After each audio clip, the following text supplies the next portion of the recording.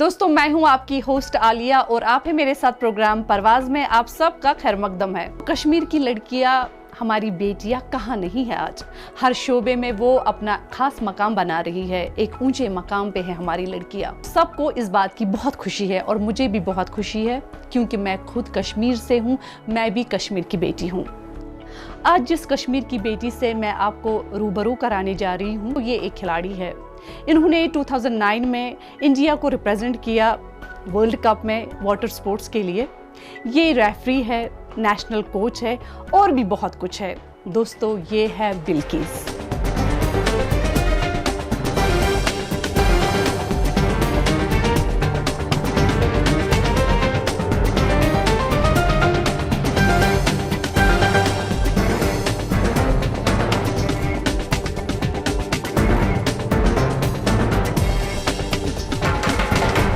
बिल्किस, आपका खैर मकदम है हमारे प्रोग्राम परवाज में। अस्सलाम वालेकुम। जैसा कि मैंने पहले भी कहा कि आप एक खिलाड़ी है। कश्मीर की बेटियां अक्सर या तो डॉक्टर बनती है, इंजीनियर बनती है, आजकल फैशन डिज़ाइनर भी बहुत बन रही है, लेकिन जो खिलाड़ी बहुत कम हम देख रहे थे अपने कश्मीर में।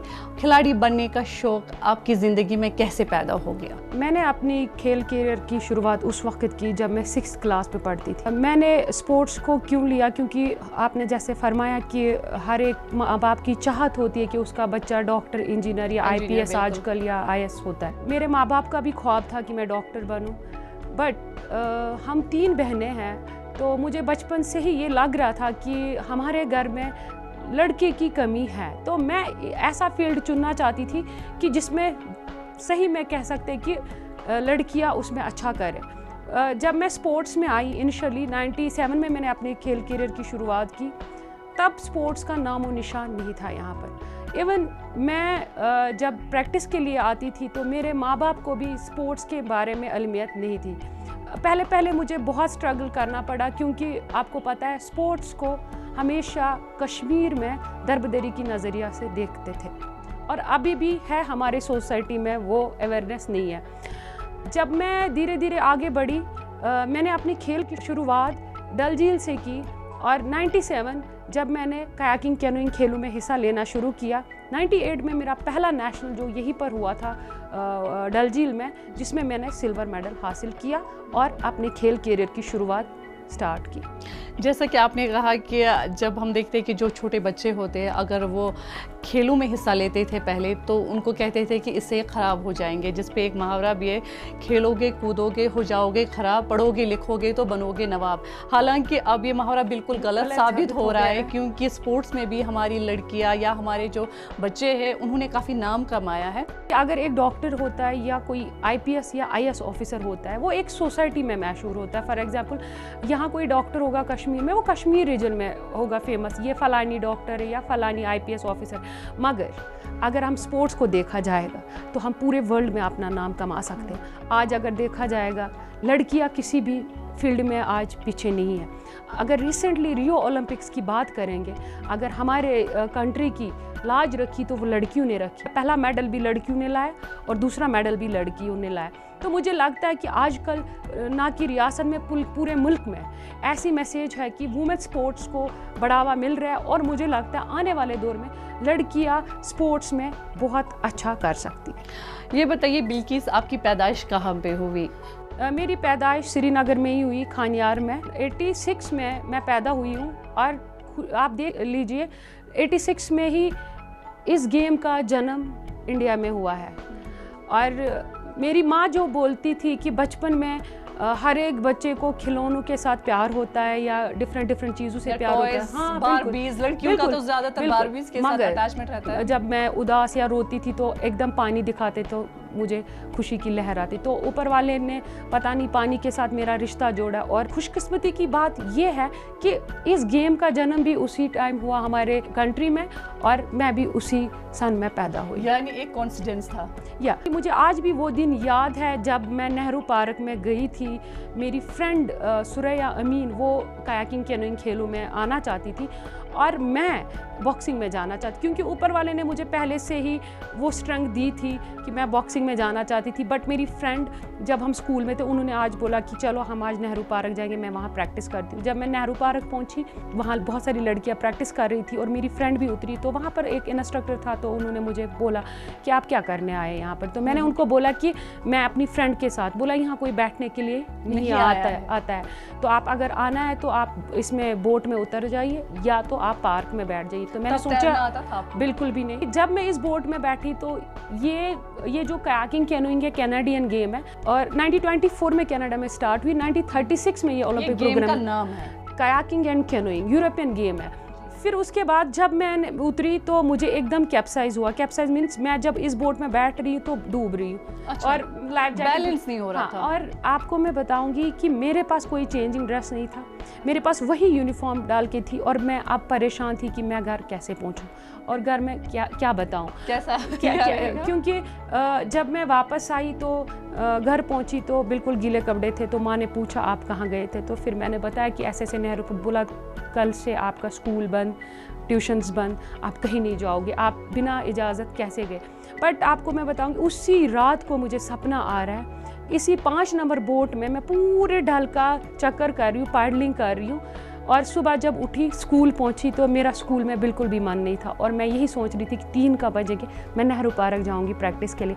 ये सिलसिला जारी रहा, 3 महीने प्रैक्टिस किया और 3 महीने के बाद एक एजेंट की पुलिस ने एक टूर्नामेंट ऑर्गेनाइज किया था, जश्न ढल। उसमें मैंने 500 मीटर में पहला गोल्ड मेडल हासिल किया, छोटी सी ट्रॉफी और 1500 रुपये उसमें फर्स्ट प्राइज़ था। घर पहुंची तो जब माँ को पैसे दिखाए और पिटाई हो गई कि पैसे कहाँ से लाए। क्योंकि मैं आपको बताऊंगी मेरी माँ का तब मैं दोष नहीं दूंगी, क्योंकि हमारे सोसाइटी में स्पोर्ट्स की अवेयरनेस नहीं थी। तो दूसरे दिन जब माँ आई, पूरा उसमें सर्च किया कि हाँ सच्ची में चैम्पियनशिप हुई और ये बेटी ने मेरा इनाम जो 1500 रुपये कहाँ से लाया। और वो पूरा, क्योंकि हमारे घर में हमारी माँ बहुत स्ट्रिक्ट थी। आज अगर बिल्किस है उस वजह से, उस माहौल की वजह से जो आज मेरे में स्ट्रेंथ है, ये मेरी माँ। आज बिल्किस जो कुछ भी है अपनी माँ की बदौलत है, क्योंकि मेरी माँ हमेशा मेरी स्ट्रेंथ बन के चली। मैं टूटी बहुत मगर हारी नहीं, क्योंकि मेरी माँ का यही कहना था, बिल्किस जब तक आप अपने आप को साबित नहीं करोगे लोग आपको एक्सेप्ट नहीं करेंगे। बिल्किस, ऐसी माओं को हमारा प्रोग्राम सलाम करता है जिन्होंने अपनी बेटियों को इतना स्ट्रॉन्ग बनाया कि वो आज इस मकाम पे है। बिल्किस, ये बताइए मुझे आपकी स्कूलिंग कहाँ पे हुई? मेरी स्कूलिंग, मैं ऐसे मॉडल स्कूल में मैंने 10th तक किया, फिर मैं कोठी बाग चली गई, फिर MA रोड वुमेंस कॉलेज में मैंने ग्रेजुएशन की आर्ट्स में। इनिशियल स्टेजेस पे मुझे बहुत सपोर्ट कम मिला, चाहे वो सोसाइटी का हो, चाहे फाइनेंस हो, चाहे स्पॉन्सर हो। तो सोसाइटी में भी बहुत सारी बातें मेरी माँ को सुननी पड़ी जब मैं कैंप्स में होती थी, नेशनल कैंप्स में, चाहे वो केरला हो, चाहे हंगरी हो, चाहे जर्मनी हो। तो अक्सर बताया जाता था कि बिल्किस कहाँ है। तो जब माँ बोलती थी कि वो कैंप में है, तो मैंने पहले ही बोला अवेयरनेस उतनी नहीं थी, ज़्यादा नहीं थी, तो बहुत कुछ सुनना पड़ता था। बिल्किस, यहाँ पे आपको रोकना चाहेंगे क्योंकि दोस्तों हमें एक ब्रेक लेनी है। लेते हैं एक छोटी सी ब्रेक।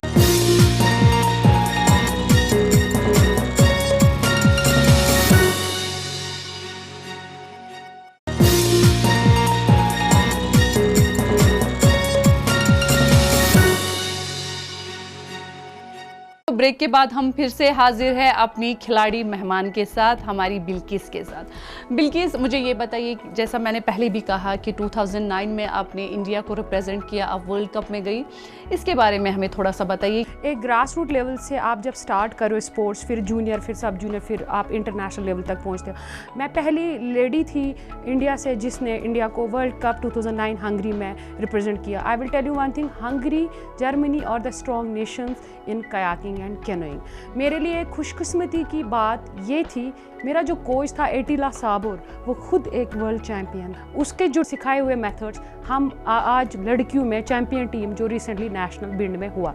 बात करेंगे वर्ल्ड कप की, जब वर्ल्ड कप में प्रैक्टिस करते थे, मॉर्निंग में हम 4 बजे हम उठते थे, फिर 9:30 बजे तक हमारा वर्कआउट रहता था, चाहे वो स्ट्रेंथ ट्रेनिंग हो, चाहे वो एंडोरेंस हो, चाहे वो हमारा स्पेसिफिक हो। 500 मीटर में हिस्सा लिया था और सेमीफाइनल तक मैं पहुंची। 120 कंट्रियों ने पार्टिसिपेट किया। फिर उसके बाद धीरे धीरे मैं कोचिंग लाइन में आई। 2007 में जब मैंने इंडिया टीम को कोच किया, I was only 20 year old, और मेरे से बड़े बड़े मेरे स्टूडेंट्स थे, चाहे वो आर्मी के थे, चाहे वो नेवी के थे, बट मेरे पास ये चैलेंज था कि मैं अपने आप को कैसे साबित करूं। आज जो बिल्किस आपके सामने है, जब आप फील्ड में देखोगे तो ये बिल्किस आपको नज़र नहीं आएगी, क्योंकि मैं बहुत टफ होती हूँ कोचिंग में। ज़रूरी ये है कि एक कोच को एक गाइड भी होना चाहिए, फिलॉसफर भी होना चाहिए और फ्रेंड भी होना चाहिए। ये सारे क्वालिटीज़ एक कोच में होनी चाहिए। जब मैं उन बच्चों को ट्रेन कर रही थी, मैं चीफ कोच हूँ पिछले 8 सालों से, मैं चेयरपर्सन हूँ पूरे इंडिया में इसमें कयाकिंग कैनोइंग में। जब मैंने बच्चों को ट्रेन किया, पहला जो मेरा कैंप था भोपाल में, तो डिफरेंट रियासत से बच्चे आए थे, चाहे मणिपुर हो, केरला हो, हरियाणा हो। तो तब हमारे जम्मू कश्मीर के बच्चे नहीं आए थे नेशनल कैंप में। तो उसके बाद मैं लगभग 7 साल मैंने कोचिंग की इंडिया टीम को। एशियन चैम्पियनशिप, चाहे ईरान हो, चाइना हो, जापान हो, उज़्बेकिस्तान हो, कज़ाकिस्तान हो, यूरोपियन कंट्रीज़ में, वेस्टर्न यूरोप लगभग मैंने पूरा विज़िट किया है डिफरेंट चैम्पियनशिप्स में। सबसे बड़ा मेरा जो मेजर एज कोच रहा, जो क्वालिफाइंग राउंड ओलंपिक्स के लिए लंदन में हुआ था। कितना फ़र्क होता है एज कोच और एज स्पोर्ट्समैन? जब आप एक स्पोर्ट्समैन होते हो तो आपकी रिस्पॉन्सिबिलिटी उतनी नहीं होती है। फॉर एग्जाम्पल, आपको बस कंसंट्रेट करना अपने परफॉर्मेंस पे, अपने डाइट पे, अपने प्रैक्टिस पे, अपने खाने पे। जब आप कोच होते हो तो आपको हर एक चीज़ खिलाड़ी की जाननी होती है। हम कह सकते हैं कि फील्ड में वो कोच होता है और उसके फील्ड के बाहर वो माँ बाप का ही रोल निभाता है। क्योंकि मैं बताती हूँ, जब मैं नेशनल टीम की कोच रही तो मेरा फोकस यही रहा कि एक इंडिविजुअल हिस्ट्री बनाई थी एक खिलाड़ी की। मैं एक खिलाड़ी का नाम बताऊँगी कि मेरा एक खिलाड़ी था अमरजीत सिंह। जब हम एशियन गेम्स की तैयारी कर रहे थे तो वो ट्रेनिंग पूरा करता था, मगर उसमें परफॉर्मेंस नहीं आता था। तो मैं बहुत परेशान हुई कि क्यों नहीं आ रहा है, क्योंकि हम पूरा डाइटिशियन से भी बात हुई, फिजियो से भी, जो भी हमारे और टीम में होते, तो उसके बावजूद भी नहीं आता था परफॉर्मेंस। तो फिर जब मैं बैकग्राउंड में गई तो उसके घर में, उस खिलाड़ी के घर में प्रॉब्लम था, तो उस वजह से हम कहीं ना कहीं मतलब ये खा रहे थे, क्योंकि वो पूरा रेस्ट नहीं ले पाता था, बिल्कुल दबाव में था। तो जब धीरे धीरे उस खिलाड़ी को मैंने निकाला तो आपको ये आपको अब पता चला कि कोच का कितना इम्पोर्टेंट रोल रहता। Because I will tell you one thing, coaches are the backbone. Without coach you can't do anything. क्योंकि मैं खुद एक खिलाड़ी रही और मुझे खुद पता है कि क्या होना चाहिए, क्या नहीं होना चाहिए। क्योंकि मेरी जो शुरुआत मैंने ग्रास रूट लेवल से स्टार्ट किया, मैंने सब जूनियर लेवल से स्टार्ट किया, तो मेरे लिए बड़ा आसान था कि मैं प्लेयर्स को समझूं। फिर उसके बाद बहुत सारी कंट्रीज़ में रही और मैंने जो डिप्लोमा कोर्स सिमलवाइज यूनिवर्सिटी में किया, इसका पूरा कयाकिंग कैनोइंग का, सिमलवाइज यूनिवर्सिटी वर्ल्ड की नंबर 1 यूनिवर्सिटी है। 2009 में ही मैंने वहाँ कोर्स किया, मैं वहाँ की टॉपर स्टूडेंट रही। उसके बाद रिसेंटली मैं बर्मिंघम गई थी यूके कंडीशनिंग कोर्स करने के लिए, क्योंकि बेसिक कंपोनेंट ऑफ ट्रेनिंग जब तक एक कोच को पता नहीं होगा शायद वो परफॉर्मेंस नहीं आए। अभी मैं यूके से आई तो मैंने नई चीज़ें देखी वहाँ पर, चाहे वो रिकवरी पार्ट हो, चाहे स्ट्रेंथ पार्ट हो, चाहे कंडीशनिंग पार्ट। क्योंकि मेरा फोकस था, मैं अपने कश्मीर के लिए कुछ करना चाहती, मैं अपने कश्मीर की लड़कियों के लिए कुछ करना चाहती थी। जो मेरे साथ हुआ था, मैं उन लड़कियों के साथ होना नहीं चाहती थी, इसलिए मैं कश्मीर वापस लौट आई, उसी डल झील में जहाँ पर मेरे खेल करियर की शुरुआत। रेफरी के बारे में हमें थोड़ा सा बताइए। इंडिया में एक ही मैं हूँ क्वालिफाइड रेफरी, इंटरनेशनल रेफरी, और मेरा जो major tournament 10th all African games में एज अ फिनिश जज थी। मैं आपको मैं बताऊंगी कि हमेशा लड़कियों को फिनिश जज में नहीं बिठाते थे। क्यों? वजह ये होता था कि संभाल पाएगी कि नहीं, हमेशा यही होता कि ये लड़की है शायद नहीं कर पाएगी। मुझे पूरा पता है कि आपने उसको बिल्कुल गलत साबित किया होगा। बिल्कुल, और वो कॉन्सेप्ट चेंज हो गया आजकल, तब से लेकर अभी तक फिनिश जज लड़की है, क्योंकि लड़की हमेशा सिंसियरली काम करती है। जब मैं 10th ऑल अफ्रीकन गेम्स में मापुटो मोजाम्बिक में एज अ फिनिशिंग जज थी, तो वो मैंने साबित कर दिया कि लड़कियां किसी से कम। लड़कियां किसी से कम नहीं है नाजरीन, ये बिल्कुल साबित हो चुका है और हमारी बिल्किस ने भी ये साबित किया है। अच्छा बिल्किस, ये बताइए मुझे, आपने बहुत कुछ खेला है, बहुत सारी जगहों पे आपने विजिट किया है, कितनी लड़कियां हैं जो कश्मीर से है वो आपके साथ काम कर रही है? मैं 2 साल पहले जब यहाँ पर आई तो रेस्पॉन्ड बहुत कम था। फिर मैं घर घर जाकर उनको अवेयर किया, उनके पेरेंट्स को अपने बारे में बताया, और थैंक्स टू मीडिया कि मैं जब मीडिया में आई बहुत सारी लड़कियों ने सुना और बहुत सारी लड़कियां उससे आगे आई। आज मेरे पास 200 लड़कियां हैं जिनको मैंने ट्रेन किया और अभी पैडलिंग करते हैं रेगुलर। और रिसेंटली जो नेशनल हुआ भिंड में, उसमें हमारी लड़कियों की टीम चैम्पियन टीम रही। यही मेरा एम था, क्योंकि मेरा फोकस ये नहीं था कि मैं अब इंडिया के में रहूँ, मेरा फोकस यहाँ था कि इन लड़कियों को मेरी ज़रूरत है यहाँ पर। और आजकल हमारे पास लेटेस्ट इक्विपमेंट भी आया है। मैं गवर्नमेंट का शुक्रिया करना चाहती हूँ, जो रियो ओलंपिक्स में इस्तेमाल हुआ आज रियासत के पास है, और हमारी रियासत नंबर 1 रियासत बनी जिनके पास आज नैलो सिंह बिल्कुल हमारी रियासत नंबर 1 रियासत आगे भी रहेंगी, क्योंकि दोस्तों बिल्किस जैसी लड़कियां हमारे साथ है। दोस्तों यहाँ पे एक छोटा सा ब्रेक लेंगे, फिर से हाजिर होंगे अपने प्रोग्राम परवाज़ में।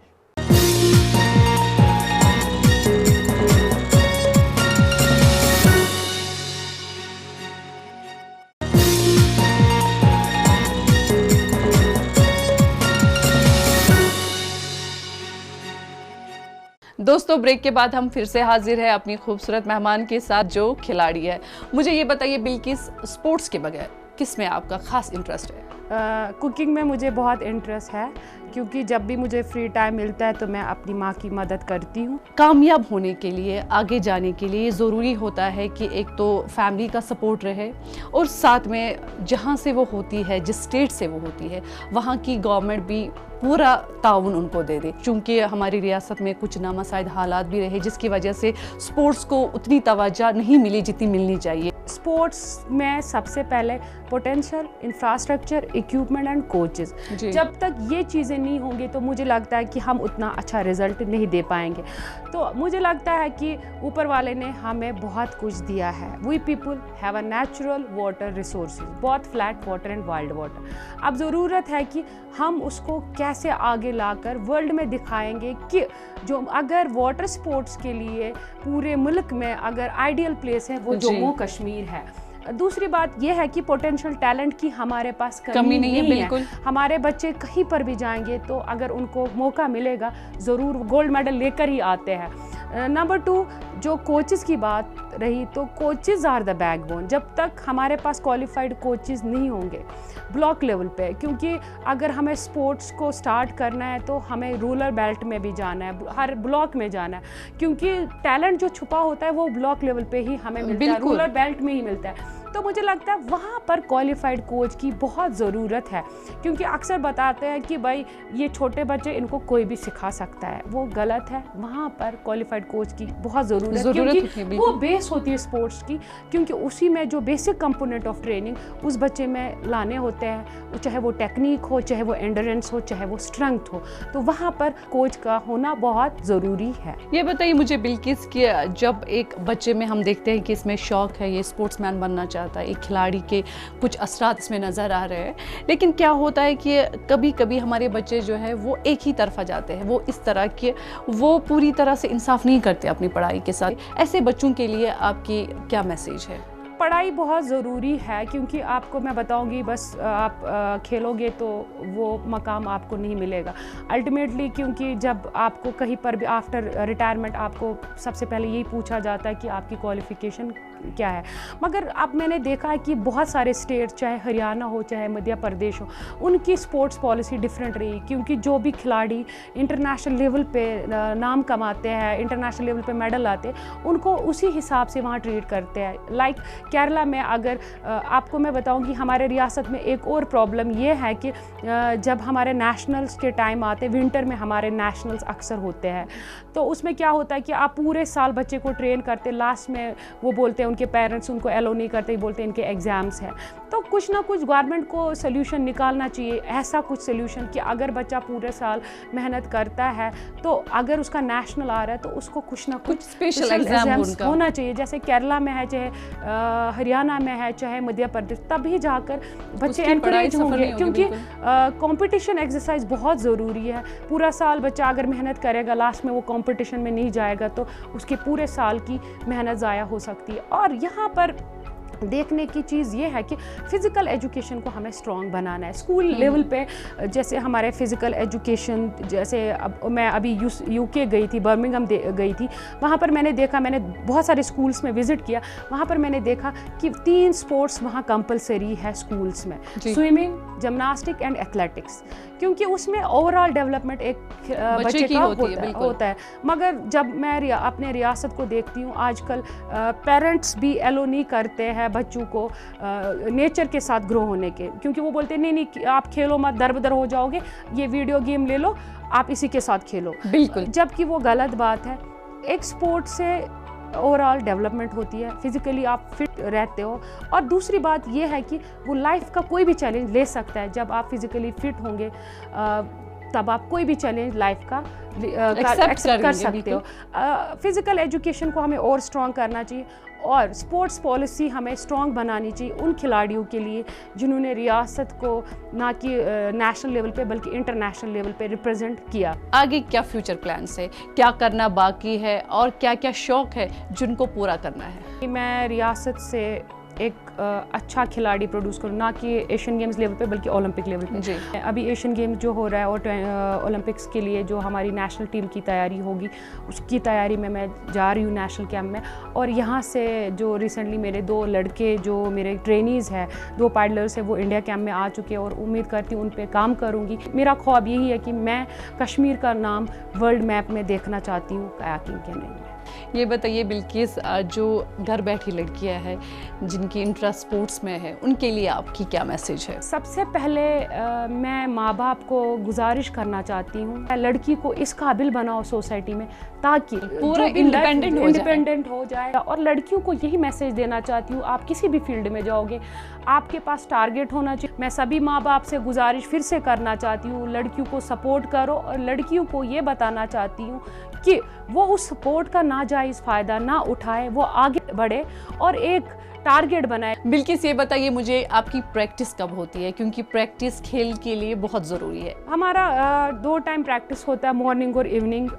जैसे एक सिलेबस बनता है पूरे साल का आपका, वैसे ही इस स्पोर्ट्स में भी बनता है, बेसिक प्रिपरेशन, प्रिपरेटरी पीरियड और कंपटीशन पीरियड। उसमें हमारा फोकस रहता है बच्चे के एंडोरेंस पे, बच्चे के स्ट्रेंथ पे, और मेन जो स्पेसिफिक टारगेट होता है उसमें पूरा हमने टारगेट रखा होता है, टेबल पूरा बना होता है, उसमें हर दिन हम टिक करते हैं कि आज यहाँ पहुँचे, यहाँ पहुँचे, यहाँ पहुँचे, पूरा टारगेट होता है। उस टारगेट के हिसाब से अपना वर्कआउट करते हैं। मॉर्निंग हम 3 घंटे प्रैक्टिस करते हैं, शाम को हम 3 घंटे प्रैक्टिस करते हैं। जो वाटर स्पोर्ट्स सेंटर हमारा नेहरू पार्क में कम से कम 100 लड़कियां वहाँ प्रैक्टिस करती है, और उन लड़कियों के लिए अब हमें कुछ करना है और उनको अप्रिशिएट करना है। और मेरा ख्वाब यही है कि एक बिल्किस नहीं, 1000 बिल्किस यहाँ से निकले। बिल्किस, ये बताइए मुझे कि एक खिलाड़ी को खुद को फिट रखने के लिए किन चीज़ों का उसको ख्याल रखना पड़ता है? प्रैक्टिस होता है, आपकी डाइट और आपके रेस्ट, ये 3 जो चीज़ें हैं, अगर इसमें एक भी चीज़ छूट जाती है तो खिलाड़ी ऊपर लेवल से नीचे आ सकता है। क्योंकि आप जैसे प्रैक्टिस कर रहे हो, आप डाइट नहीं खाओगे तो उसका कोई फ़ायदा नहीं उस प्रैक्टिस का। फिर कंप्लीट रेस्ट, आजकल पूरा साइंटिफिक वे में कोचिंग होती है। पहले क्या होता है कि कोच ही सब कुछ करता था, आज पूरा टीम होता है, चाहे वो डाइटिशियन हो, फिजियो हो, साइकोलॉजिस्ट हो, या कोई और हो, कंडीशनिंग एक्सपर्ट हो, तो उनसे मिलकर एक खिलाड़ी का वर्कआउट बनता है। और खिलाड़ी में सबसे पहले उसको फिट रहने के लिए इन 3 चीज़ों का बहुत ध्यान रखना है, प्रैक्टिस, रेस्ट और खाना। बिल्किस, आपके साथ गुफ्तगू करके हमें बहुत मज़ा आया, काफ़ी बोल्ड है आप हमारे प्रोग्राम में आई, बहुत बहुत शुक्रिया। Thank you so much. दोस्तों, ये थी हमारी आज की मेहमान, हमें इजाज़त दीजिए, इंशाल्लाह अगले एपिसोड में आपसे फिर मुलाकात होगी, तब तक के लिए खुदा हाफिज़।